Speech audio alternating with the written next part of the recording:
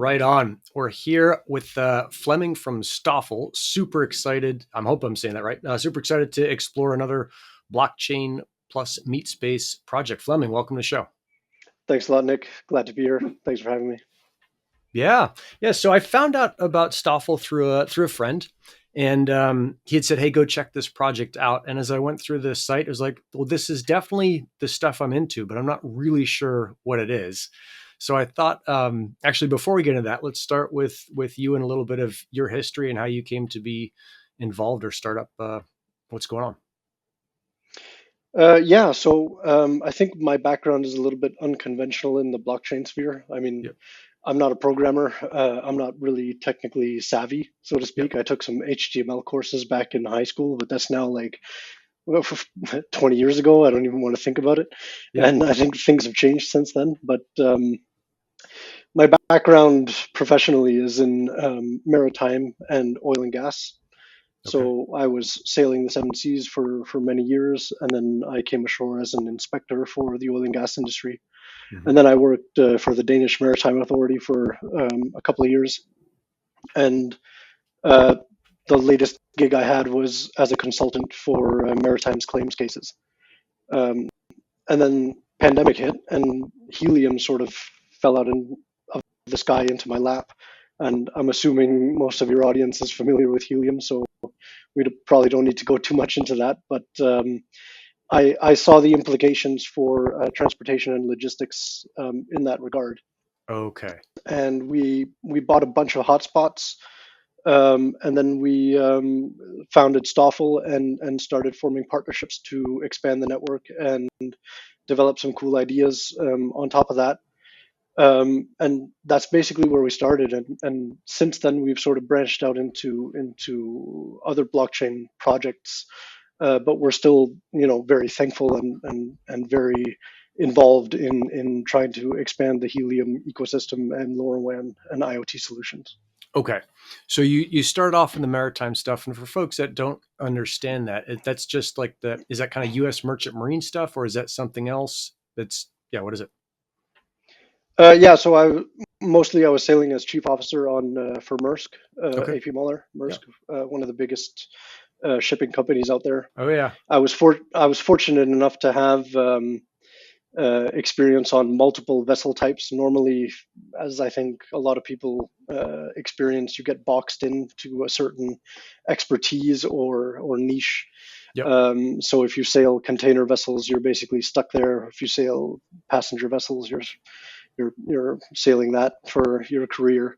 Yep. But I did some container vessels, oil and gas vessels, Yep. offshore supply vessels, long distance towing, harbor towing, Okay. things like that. And it was awesome and fun. But it's with technology, it's kind of a double-edged sword. It's great, but it also changes the dynamics of the environment you're in, specifically with aviation and maritime. Yeah. Suddenly, it becomes a 9 to 5, and you're stuck doing what the office wants. It's no longer the captain who is in charge. It's someone straight out of university who's making decisions, right? And doesn't have any experience out at sea. So it became a little bit. Let's say cumbersome in the end, and the time out at sea Sure. versus family life and things like that. So it didn't turn out to be the career path that I wanted to go down, but Sure. it was fun for what it was, and I learned a lot managing people, and it's it, it I have a bit of a some sort of ADH, some spectrum, whatever you want to call it, doesn't Sure. matter. Yeah. But I can't sit still for very long, and the maritime industry is inherently sort of very broad because you are a small knit community and you need to take care of yourself. So the courses that I was taking under that let me sort of not get bored and get me through sort of Right. the grunt work of getting an education, let's say. Yeah. Yeah. And it might be useful to talk a little bit about how some of the cargo ships work and the kind of magnitude of maybe technology and organization that goes into that. I've spent a little bit of time on a couple G classes, a couple RoRos, just watching. And when one of those comes into port, the amount of organization that needs to happen and the amount of kind of, I mean, in some cases, like flat out, like just greasing palms where it's like, hey, we've got to get through the Suez Canal in this amount of time, and this is how we do it. And these guys come on board. And I mean, not asking you to comment on that, but I've certainly seen it's like, that doesn't look totally legit. But that's how business is done. And then those ships come into port, and man, watching any of the container ships unload and reload. I don't know how many thousands of boxes or containers there are on there, but I just remember watching that thing and just thinking, holy smokes, this is organization on a level that I don't understand. So you saw that, and then you kind of saw this blockchain thing, and STOFL became a little bit of an intersection of those two things. Is that generally right? Yeah, that's pretty much correct. Okay. There's a lot of paperwork involved in the maritime industry, and Yeah. if you've been on a RoPax or any vessel in general, Yeah. if you've seen the engine room or the bridge, it's straight out of Star Trek in the 1970s, right? Like Yeah. big green and red buttons everywhere, and Yep. you know it's a very conservative industry, and it's very slow to change. Looking at the pandemic and the costs of shipping now, right? They're not incentivized really at the stage to make any changes. But I think that will be forced upon them as time goes on. Yeah. But the inherent amount of paperwork that's involved is basically one of the contributing factors to me leaving. It's Yeah. in the old days, the captain was in charge, right? He was basically responsible for the cargo, and he made all the decisions, and the safety and responsibility of the crew rests on his shoulders. But Yep. today, uh, the chief officer, which is what I sailed mostly as. I never sailed as a captain on these, although I am a master mariner. Mm-hmm. The captain is basically a paper pusher. Yeah. And chief officer is running the daily operations and all the safety and security loading, so on and Don't so let the forth. captains hear you say that. It's the same in airlines, right?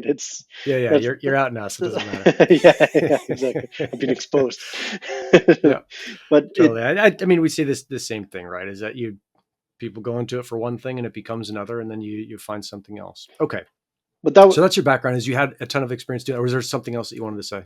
yeah, it's just it's a natural progression, right? It happens everywhere, and you see it happening today with doctors and lawyers as well, right? These previously traditional sort of uh, high, what would you call it, semi high prestige positions or industries, Yep. and career paths become replaced by technology, right? And you see already articles about getting rid of a co-pilot on planes to gear it down to a one man system in the cockpit, right? And same thing's happening in the maritime industry with Rolls-Royce developing remote facilities that can manage these ships at long distance, right? And it's only a matter of time before you start scaling these things down. And it's a natural progression, right?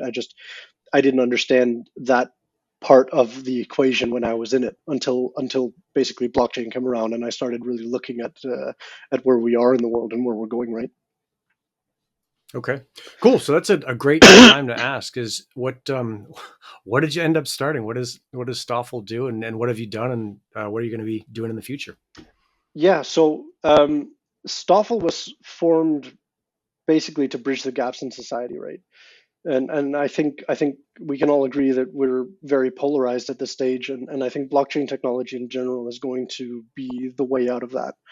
Yep. And helium, going back to helium and it falling out of the sky, it landed in my lap, and immediately saw the implications for the transportation and logistics industry, specifically for chain of custody purposes and things like that. Yeah.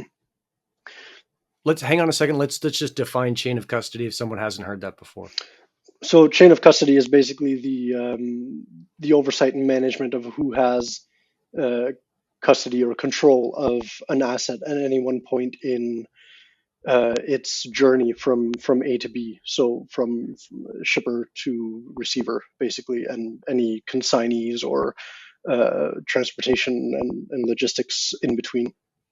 Right. So let's think about that in a practical term. Is that some, Ford has a plant overseas, or some car company has a plant overseas. They make the car. That car eventually gets to a user in, in Michigan or wherever in the U.S. But in order to get from wherever it started overseas and to us, it's got to go through a series of things, a series of steps.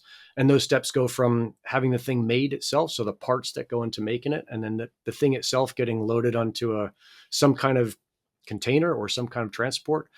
That could be a ship, and that ship goes across the ocean, then it gets unloaded, and then it gets put on a truck, and then it gets sent to a dealership, and then finally it gets to you or me buying the car. And that whole chain right now is still, it's pretty paperwork heavy. It's not blockchain ready yet. Am I missing anything big there? No, I think that's a pretty good summary of how it works. Yeah, yeah. Okay, cool.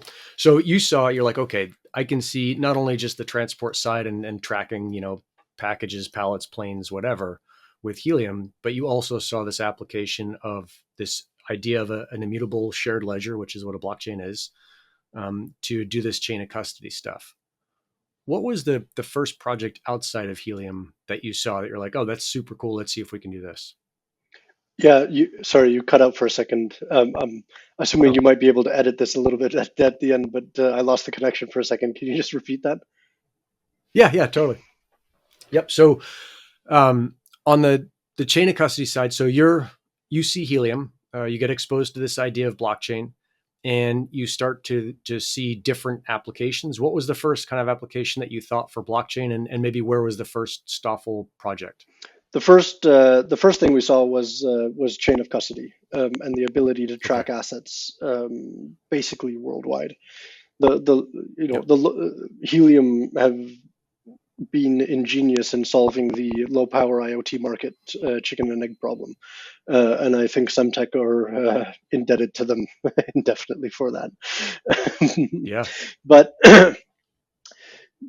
chain of custody has an inherent problem in that everything in these industries we're talking about, transportation, logistics, maritime, oil and gas, manufacturing, are inherently conservative and old school, and everything is Yep. proprietary and running on their own systems and paperwork. And once you have an incident, you have multiple stakeholders involved, and there's a long time before you can investigate an incident, mitigate.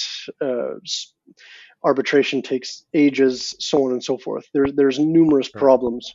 And an incident, is that kind of losing something? A container falls off a ship, or somebody steals a car, Potentially, or does it mean yeah, something yeah. else? I mean, it's anything from theft to take a refrigerated container that might be faulty, and show signs of, if you're, let's take the COVID vaccines for example, that need to be Yeah. transported at, I don't know, minus 70 degrees or whatever it is. If you just have someone on a ship who's I'm assuming they're sent by plane, but let's just say for argument's sake it's by ship. You have an electrician who's checking this container once a day, and anything can happen in between, Yep. right? And you have no record of it. And so if Yep. they've recorded the temperature as being accurate throughout the whole journey, and then something happens, it can take years before they find out that there was something faulty with the actual container, because by the time it's unloaded, it's on to the Okay. next project, right? And it's on Yep. to the next delivery, because again, these transportation companies aren't necessarily incentivized to put it aside and figure out what's wrong. It takes too long for them, right? So the low Okay. power IoT Yep. market solves one problem for individual transporters and asset owners, in that now you can deploy low power IoT devices to monitor your things. But the blockchain adds another Yep. layer to that, in that you can create an immutable record, not only of the asset's location, but of their conditions during storage and transportation. And that, Yeah. combined with the paperwork that you have, can create a chain of custody blockchain that you then can open up to the interested parties within that specific consignment, right? So if you have a COVID vaccine where some pharmaceutical company needs to show the regulators and their insurers and their customers that things are being Yep. handled correctly, all of the paperwork, all of the data around the conditions of those vaccines during storage and transportation can be appended to a blockchain. And once you do that, you not only create one immutable record of truth, you also create the ability to mitigate and expedite incident investigation in the long term. Nice. Okay, so I guess a normal person, myself included, would think like, doesn't that already exist? But apparently, it doesn't. No, it absolutely doesn't. Right. Okay. I've been involved in numerous claims cases in the maritime industry, and sometimes you're dealing with 4 or 5 various parties, right? And you're asking for documentation from all of them at the same time, and it takes ages Yep. for people to respond and find the emails, and they have other things going on. You know how any company works. Yeah. Everyone has their priorities, and it is a long back and forth communication with reminders and chasing. If you have everything collated and consolidated in one single place, and you can just open that up to the interested parties, then everyone who's involved, right, It can becomes access it. massively efficient. Right? Okay. Absolutely, yeah. But Awesome. And is that running right now, or was that the first idea and it's still getting stood up? it's still getting stood up. Oh, so it's got to be such a big project, right? Yeah. I think Yep. we spoke to Helium in the early days about this, and Sure. they did say it was a massive undertaking, and there's no doubt it is. But Yeah. From the conversations we've had with our partners and with various people and stakeholders, it's definitely the idea that has interest. It's just a matter of bootstrapping it in the right way and getting getting the protocols ironed out in a way that's meaningful, and hopefully we can get to that stage within the next year. I'm optimistic about. Yeah. Okay. So you said you took some HTML classes in high school, but you don't have the deep tech chops to do this. How'd you solve that part?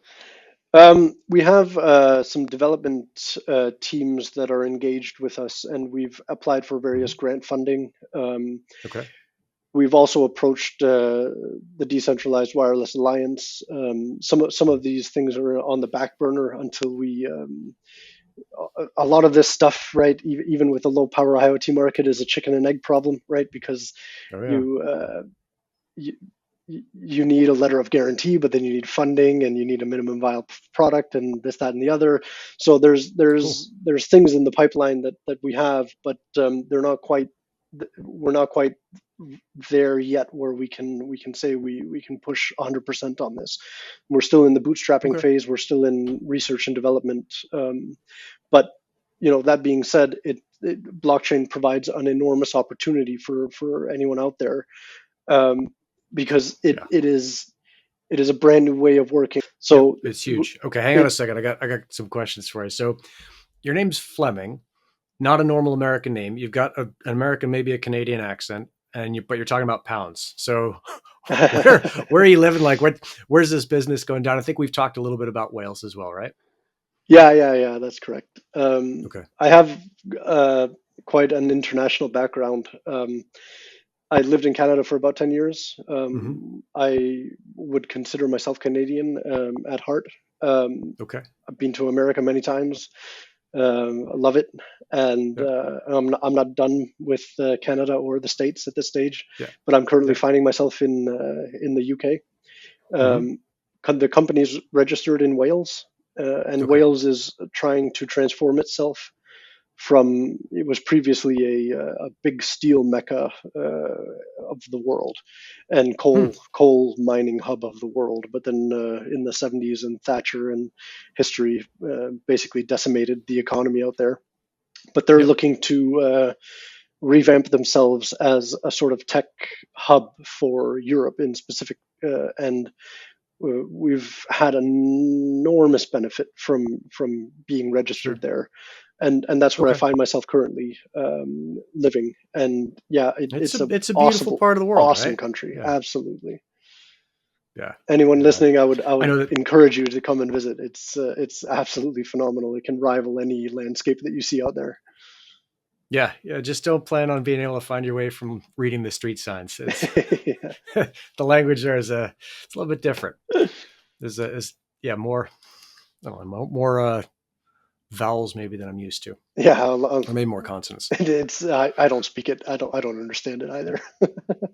No, it's crazy. Okay. So you're in Wales. That helps narrow down the pounds thing. And then one of the, and then I think I've got a good handle on how you're planning to use blockchain. I think I've got a decent handle on how you're going to fund that with DY or other partnerships. And DY is probably a great at least first step to go, if not the last step, because they got a ton of money and they want blockchain to work and they want Helium to work. But you've got a couple other kind of current projects listed on the STOFL site. The first of which is Lost Coin. Tell me about Lost Coin.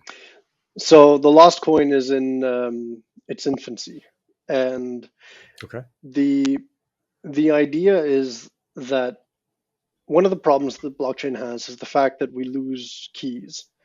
And nobody has a crystal ball, but I can predict that potentially in 100 years time, 1,000 years time, X number of years time, however long Bitcoin survives, all of those private keys will inevitably be lost at some stage. Oh, interesting. So that, let me make sure I'm understanding that. So you're saying given enough time, all keys will be lost. Yes, that's my theory. Okay.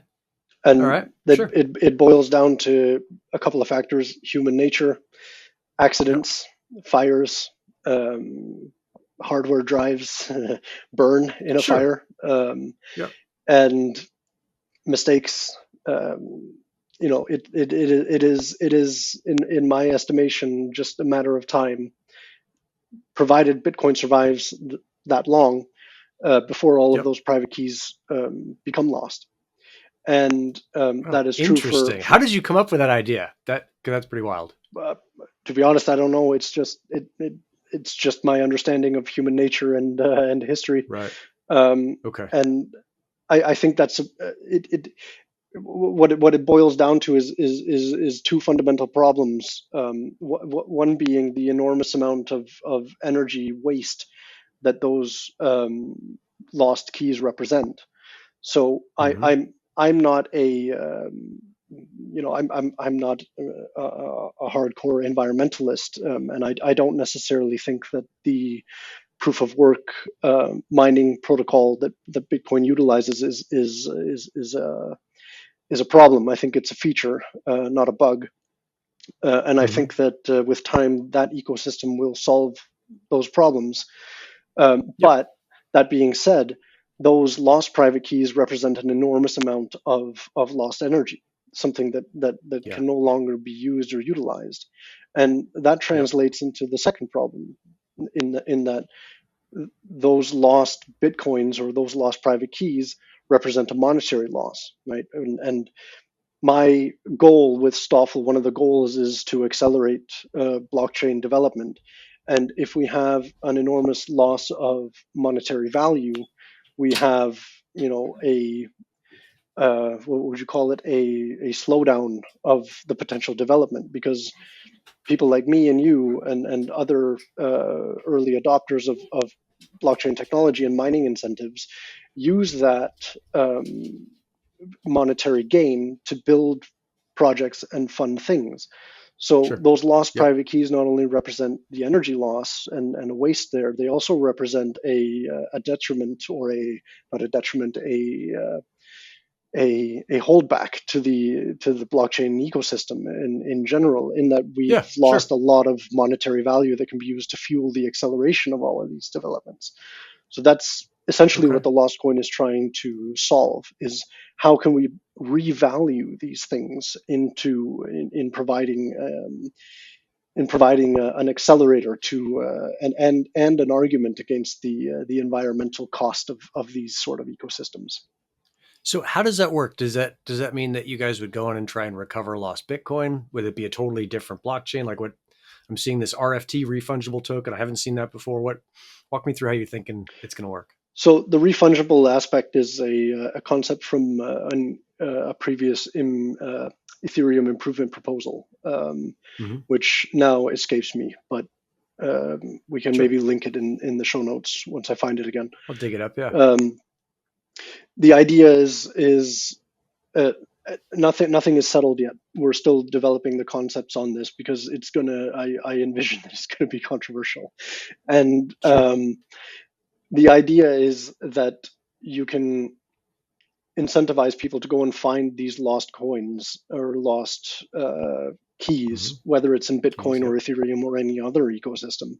And then you can remint them as either an NFT or for a one-to-one. Staking is involved, right, to disincentivize people from gaming the system. There's going to be some age mechanics involved, so that, you know, if I've just transferred some Bitcoin to my own wallet 5 months ago or even a day ago, I can't just go and say it's lost. And various evidence related mechanisms for people to prove in some way or form that they are indeed the original owner of these wallets, so to speak.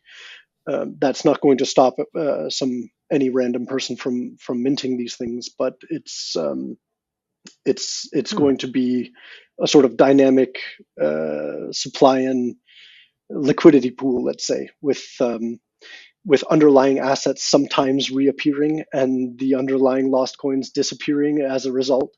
So it's a little bit abstract at this stage still, and will. Yeah. Okay, but the core problem is there, and I think that core thesis is probably right. It's like given enough time, they get lost. Anyone who's been in crypto has heard the stories of the guy or the girl who is mining Bitcoin on some hard drive that they're not really sure where it is, but it might have a lot of Bitcoin on it, right? So that seems to make sense to me.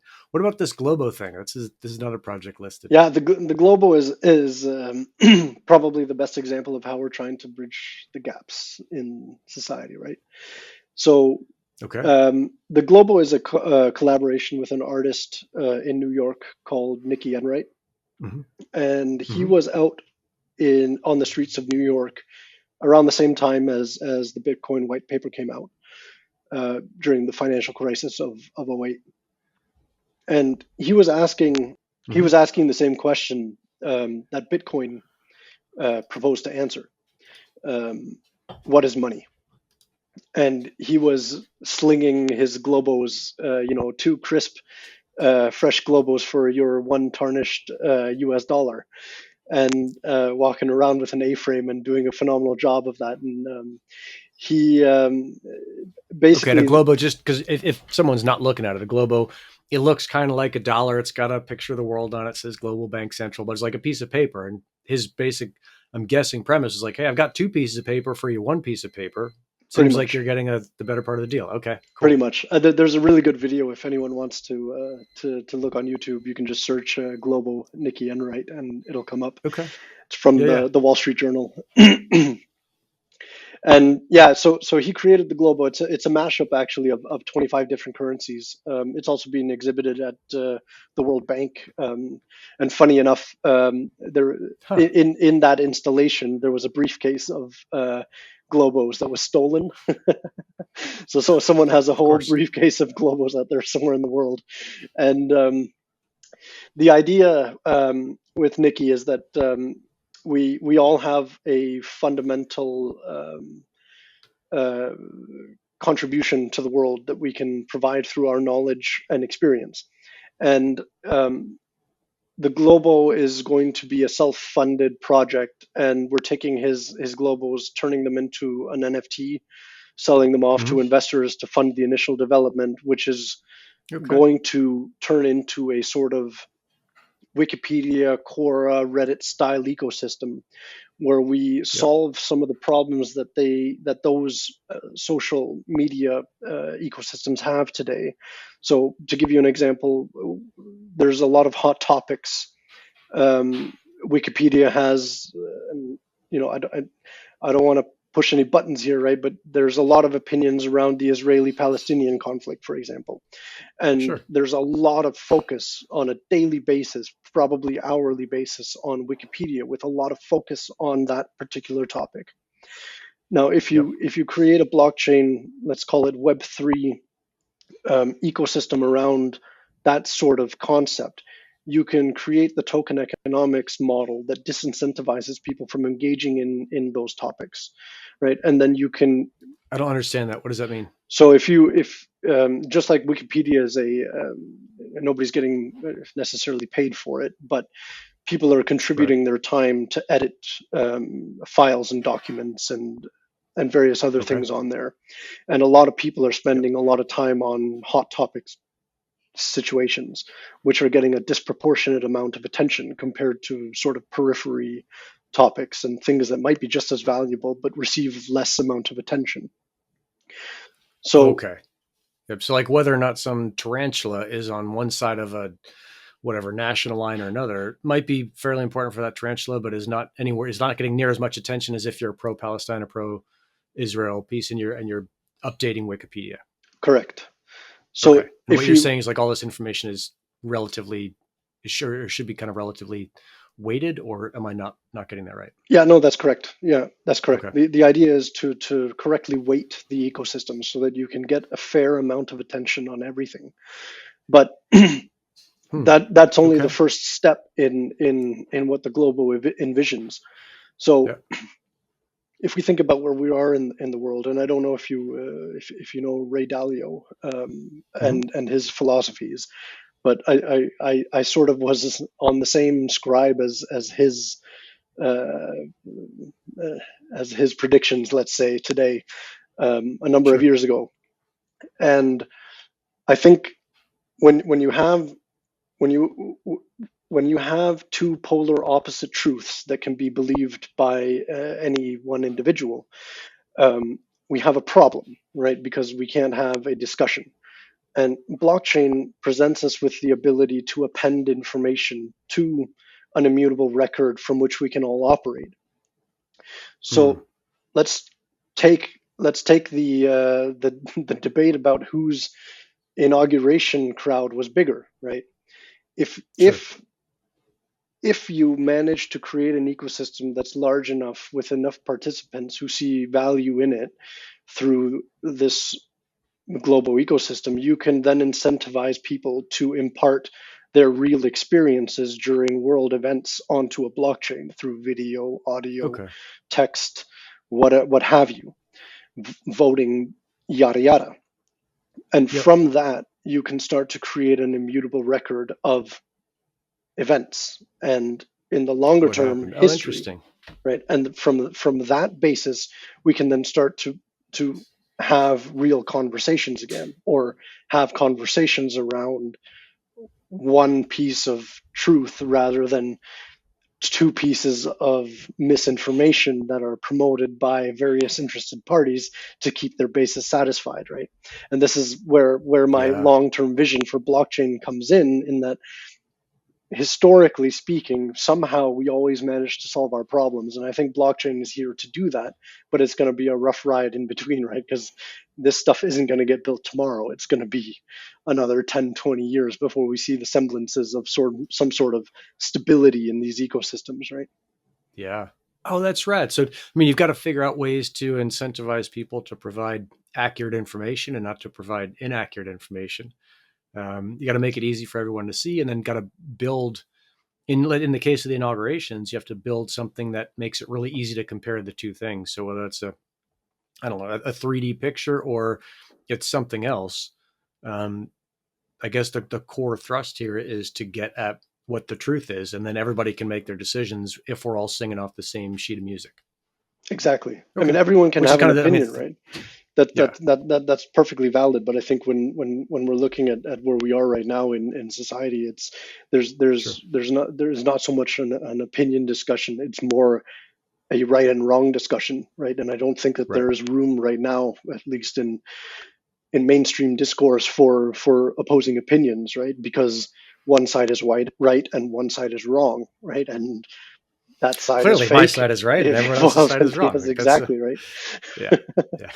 yeah, yeah. Why are we discussing this? Okay, so it's super cool. So this is not just kind of a what I thought it might be at the start, which is a business tracking container ships and this kind of proof of custody or this chain of custody stuff. Is that you've got much bigger ideas, which is cool. Like that's what we want. Is we want people taking this new technology and figuring out how do we make it. How do we use it in new ways, the ways that it should be used, and not in skeuomorphic ways where we're taking old ideas and applying them to new technology. Super cool. What else is on your radar? A number of things, but I'm solely focused right now on those three projects because it's sort of a natural development from chain of custody Yep. to and helium to where we are today, and it's an enormous amount of work, and it's going to take an enormous amount of funding, some of which we found and some of which we haven't and are still looking for, right? And in the Yep. meantime, we're trying to grow the team, and in the meantime doing that, I'm going to pass off responsibilities because right now I'm wearing most of the hats, Sure. and that's again a natural progression. Some of these projects are I'm happy discussing all of these things because I I don't care if I'm the one to do it, right? Like one Right. of the projects that I'm working on is going to work, and the piece of the pie in blockchain is big enough for everyone. And if someone has a better way of doing it, so be it, right? It's we Right. all think we have the answers, but someone else has. There's probably other people working on the same things that I am right now, and if they hear this, great, reach out, we can work together. Or and I think it's just a matter of getting getting things accelerated to the stage where it's unstoppable. I already think it is, but the more we are, the more people who engage That's with this stuff, the more education we can do, the better, right? And that is our goal at the yeah. end of the day, is to get the stuff pumped out there as quickly as possible so that we can change the game fundamentally, right? Because it's skewed at this stage, to put it Yeah. politely, if not completely corrupt, right? Right. Oh, it's interesting to get like this idea of the blockchain piece where let's say you're on one team and you're working on a project, is this blockchain piece, and in part because of DAOs and making a jump is super easy, is you could be in a spot where you're saying, hey, I think STOFL's the best thing, and you see something else and you realize that's a better thing, and you just add your expertise to that team, and the value that you've provided on your own kind of ports over to that new team. That's at least the promise of blockchain, or one of the many promises of blockchain as I understand it. And that seems like you're on board with that idea. Is that right? Yeah, I am. I fundamentally think that it changes the way we can cooperate, and work Yeah. together across the globe, in brand new ways. And it all it takes is a conversation and some collaboration, and we can build some amazing things. And these mining incentives is just show us at the end of the day that currency is a human construct. And if we decide to put Totally. value in Yeah. something, then there is de facto value in it, All of a sudden right? there's And yep. that is the key to all of this: creating enough trust and fundamental sort of value within an ecosystem for people to come together and contribute to it. And given enough time and enough space, those things will grow and become titans of the decentralized and tokenized economy of the future. There's no doubt in my mind that that's where we're at right now. Yeah. No, it is an extraordinarily exciting time to be alive. So cool. Super cool. Well, I'm psyched for people to go check out the site and see how they can jump in. And I'm assuming that you guys are always looking for support. So wherever that happens, reach out to you guys. And it's STOFL, STOFL.net. Is there any other kind of way or call to action that you have for folks who are watching this who might be interested in learning more, working with you, exploring more, whatever? Yeah, I mean, we're not too engaged on social media yet. Okay. We were starting to get there at some stage, but we will be in the future. For now, I think the website's the best place to reach out. And yeah, I mean, thanks for having me, and look forward to what the future brings for all of us. Yeah, super psyched to have you on. Thanks a ton, Flemming. Really cool to hear. It's just super cool to hear kind of one person coming up with an idea and then putting it out there and going for it. And that's, I mean, that's what we want with technology in general and with blockchain in particular, is that it enables all of us to do what would otherwise be extraordinary things. Agreed. So ripping. Thanks, dog. Thanks a lot, man.